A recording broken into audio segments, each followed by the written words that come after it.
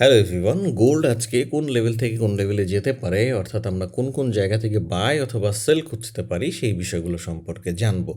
Gold কিন্তু গত দিনের মতো একটা রেঞ্জের মধ্যে ঘোরাঘুরি করছে, তাই না? যেহেতু একটা রেঞ্জের মধ্যে ঘোরাঘুরি করছে, সুতরাং আমরা আসলে কোন জায়গা থেকে বাই অথবা সেল করতে পারি সেটা একটু বোঝা কষ্টের, বাট তারপরেও আমরা এর মধ্যে আসলে কোনটা বেশি সম্ভাবনা সেই বিষয়গুলো আপনাদের সাথে শেয়ার করার চেষ্টা করব।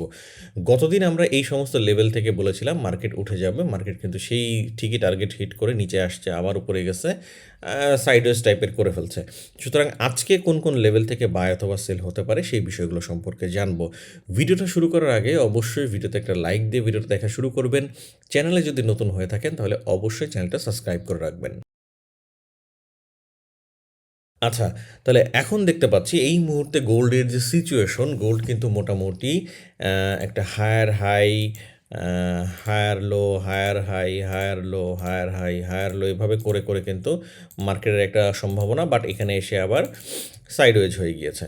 তো এই সমস্ত সিচুয়েশনে মার্কেটের কি হতে পারে, আমরা কোন লেভেল থেকে বাই অথবা সেল করতে পারি? আমি আমার দৃষ্টিতে এখানে একটা স্ট্রং সাপোর্ট লেভেল আছে, যেখান থেকে গোল্ড বারবার বারবার রিজেকশন নিয়ে উপরে ওঠার চেষ্টা করেছে।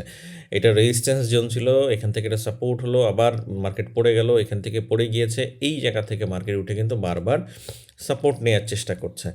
তো এই সমস্ত লেভেলে মার্কেটের আসার একটা চান্স আছে। দ্বিতীয়ত, আজকের বায়ের ক্ষেত্রে দুইটা জায়গা খুবই গুরুত্বপূর্ণ। এক হচ্ছে এই লেভেলটা, এবং দ্বিতীয়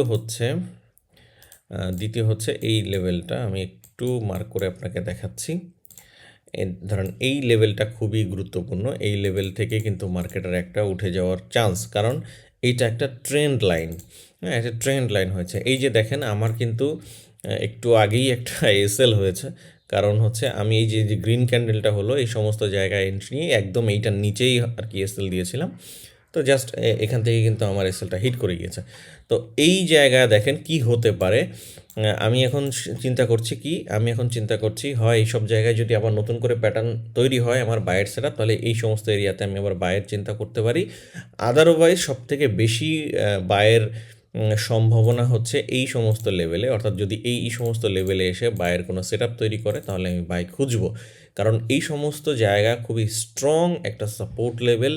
মার্কেটের হাই চান্স এই সমস্ত জায়গা থেকে এসে উঠে যাওয়ার। বাট যদি কিনা সিচুয়েশন এইরকম না হয়ে, ধরেন এই জায়গাটা মানে সিনারিওটা এরকম হলো না, এখান থেকে মার্কেট ডিরেক্ট ব্রেক করে দিল, ব্রেক করলে হালকা রিটেস্ট করলে কিন্তু মার্কেটের এই লেভেল পর্যন্ত আসার অনেক বেশি সম্ভাবনা, কারণ মার্কেট একটা রেঞ্জের মধ্যে ঘোরাঘুরি করছে এবং মার্কেট উপরে যাওয়ার অনেকবার ট্রাই করছে, কিন্তু সে আসলে আলটিমেটলি উপরে যেতে পারছে না, বারবার উপর থেকে রিজেকশন নিয়ে নিয়ে পড়ে যাচ্ছে।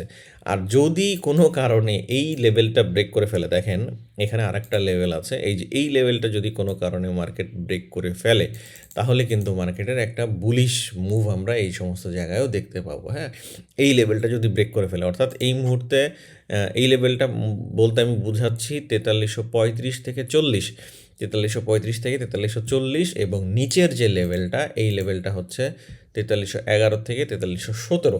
আপনারা ঠিক এভাবেই মার্ক করবেন। আর যারা এক্সনেসে ট্রেড করছেন, ট্রেডিং ভিউর সাথে কিন্তু এক্সনেসের একদম হুবহু যে মিলে যাবে বিষয়টা তা না। ক্যান্ডেলের একটু চেক করবেন যে আসলে কোন কোন ক্যান্ডেল মাঝখানে আছে। হ্যাঁ, সব কিছু মিলায়ে আপনারা বোঝার ট্রাই করবেন, তাহলে আরও বেশি ভালো রেজাল্ট আপনারা পাবেন। তো এই মুহূর্তে আমার অ্যানালাইসিস অনুযায়ী মার্কেটের এইরকম প্যাটার্ন হয়ে আছে, সুন্দর একটা ট্রেন্ড লাইন কিন্তু হয়ে আছে, এখান থেকেই মার্কেটের একটা সম্ভাবনা প্রচুর ছিল মার্কেট উঠে যাওয়া, বাট আমি কিন্তু ছোটো করে একটা এসএল হয়ে গেল। এরপরও আমি এখানে চেষ্টা করব, যদি সেরকম কোনো সিনারিও তৈরি হয় তাহলে এন্ট্রি নেওয়ার। আদারওয়াইজ আমি এখন সবথেকে বেশি খুঁজবো হচ্ছে এই সমস্ত এরিয়ায়, যদি এই সমস্ত এরিয়াতে আসে, এই জায়গায় যদি আমার কোনো বায়ের প্যাটার্ন তৈরি করে তাহলে বাই করবো, আর যদি কোনোভাবে এটা ব্রেক করে ফেলে তাহলে এই দিক থেকে আমি সেলের চিন্তা করতে পারি। টার্গেট আমার এই দিকে, এবং এখান থেকে যদি মার্কেট ওঠে, হাই চান্স এই সমস্ত লেভেল ব্রেক করে, এই লেভেলও ব্রেক করে ছোটো রিটেস্ট করে আরও উপরে চলে যাওয়ার। হ্যাঁ, তো আজকে সারাদিনে আমি এই ধরনের অ্যানালাইসিসটাই দেখছি।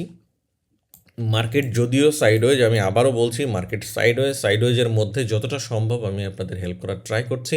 আপনারা চেষ্টা করবেন একদিনে যাতে অনেক বেশি এন্ট্রি না নেওয়া হয় এবং ওই যে কাটাকাটির যে সিচুয়েশনটা মানে আপনি অল্প অল্প করে প্রফিট করতেছেন, অল্প অল্প করে এসএল দিচ্ছেন, বারবার কেটে দিয়ে বারবার এন্ট্রি নিচ্ছেন, এই কাজগুলো করবেন না। এইটা যত অ্যাভয়েড করবেন তত আপনার ব্যালেন্স টিকে থাকবে।